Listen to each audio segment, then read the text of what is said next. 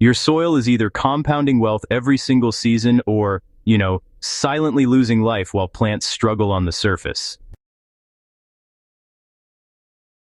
That sounds dramatic, but it's the truth most gardeners never hear. The deciding factor is rarely fertilizer, compost, or expensive inputs. It's mulch.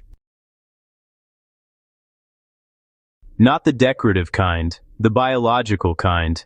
The kind that controls moisture, feeds microbes, recruits worms, and decides whether your soil improves tenfold or, well, just stagnates year after year. Here at Crop Corner, this is where smart gardening begins. Why mulch controls everything underground? Bare soil is, well, an emergency state.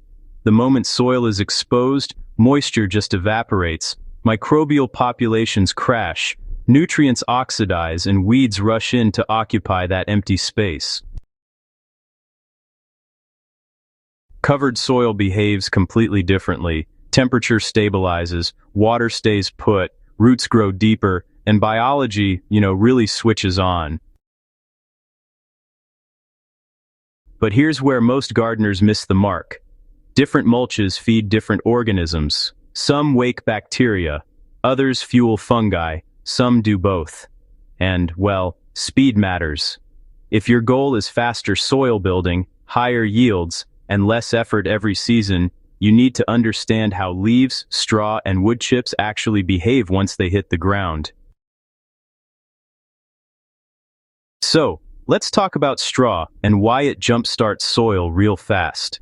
Straw is kind of like the sprinter of the mulch world, It's light, it's airy, and it breaks down pretty quick since its carbon to nitrogen ratio is way lower than what you'd find in wood-based mulches. That single fact, well, it changes everything. Bacteria can move in almost right away, and when those bacteria start multiplying, nutrient cycling just speeds up like crazy. And honestly, this is exactly why straw does so well in vegetable beds, raised beds, and just about any system that's built around annual crops. Once watered, straw knits together into a loose, breathable blanket. It protects soil without sealing it off. Air still moves through, and water infiltrates instead of just running off.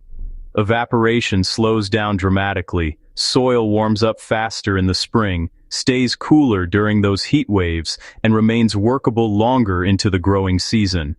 All of this, well, it creates ideal conditions for bacterial-dominated soil, which is what fast-growing crops really crave.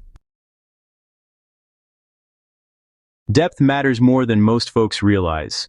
Straw ought to be applied about 3 inches thick across your garden beds. After spreading, it needs to be watered deeply so it settles and locks together. If the straw is real dry, you'll want to soak it thoroughly. Roughly 5 to 7 gallons of water is enough to fully saturate straw covering about 100 square feet. Once it's active, straw feeds the soil quickly, but it sure doesn't last. Expect to reapply every season. That's not a weakness. No, that's just the price of speed. Leaves really do quietly outperform expectations. They're honestly one of the most undervalued soil building tools that gardeners have at their disposal.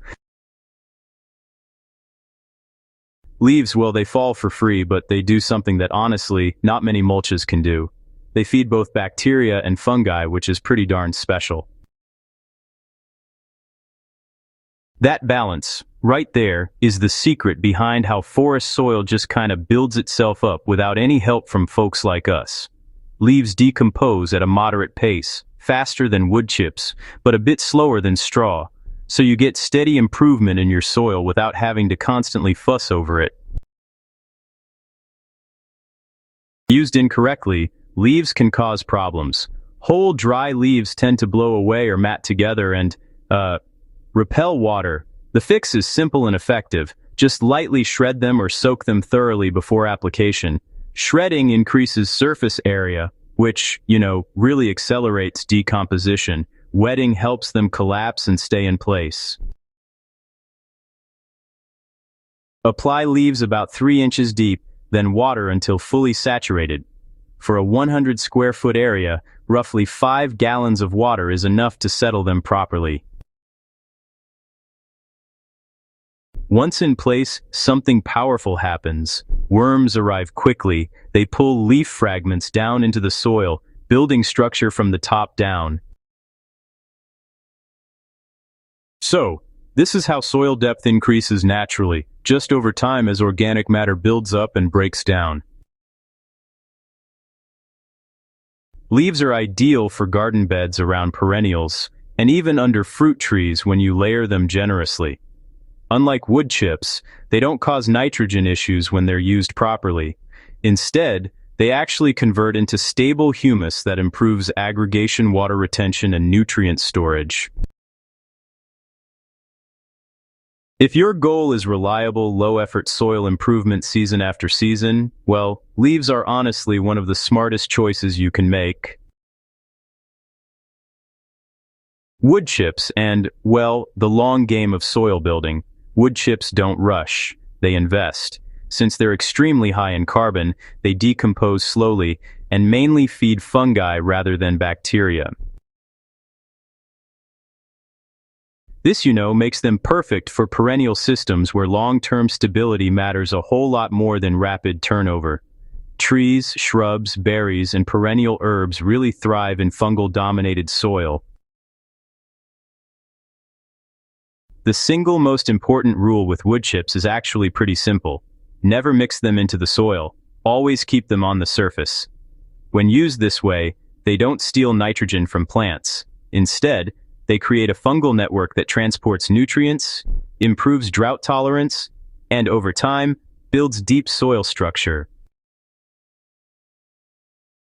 Now when you're using wood chips, you'll want to lay them on thick, about 4 to 6 inches deep.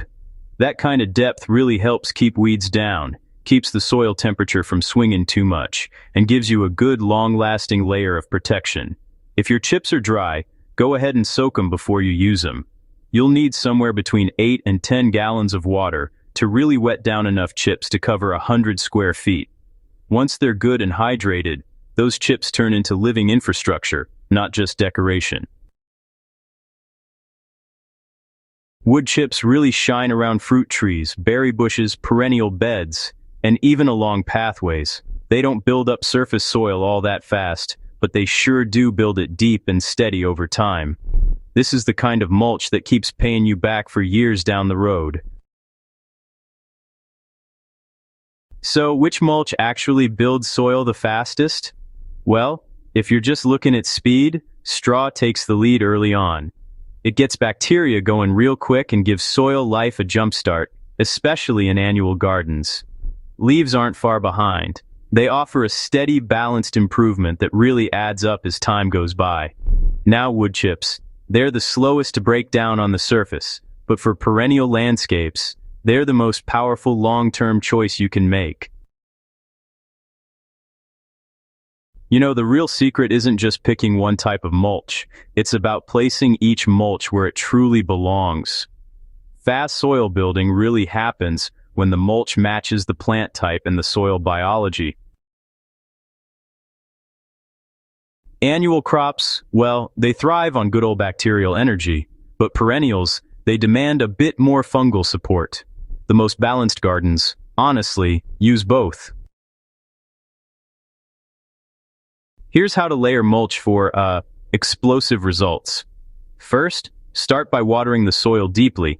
If you've got weeds, go ahead and cover the area with cardboard and soak it until it's fully flexible. Next, add a thin layer of compost to inoculate those microbes. Then, follow with leaves or straw to drive fast decomposition and boost microbial activity. Finally, finish it all off with wood chips where you want long-term protection. Now, every layer should be watered thoroughly as it's built. Moisture, well, that's what really activates biology. Without it, dry mulch is just, decoration. Over time, this system, it feeds microbes, continuously pulls worms right up to the surface and turns compacted ground into dark, crumbly soil. Weed pressure drops, water needs decrease, and honestly, plants grow stronger with less effort. Healthy soil isn't built with products. Nope, it's built with understanding. When you choose the right mulch, you're not just covering soil, you're directing biology.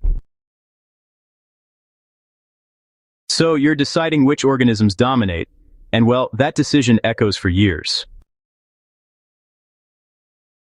Straw energizes, leaves balance, wood chips stabilize. Use them with intention, and your garden stops fighting you and starts working for you.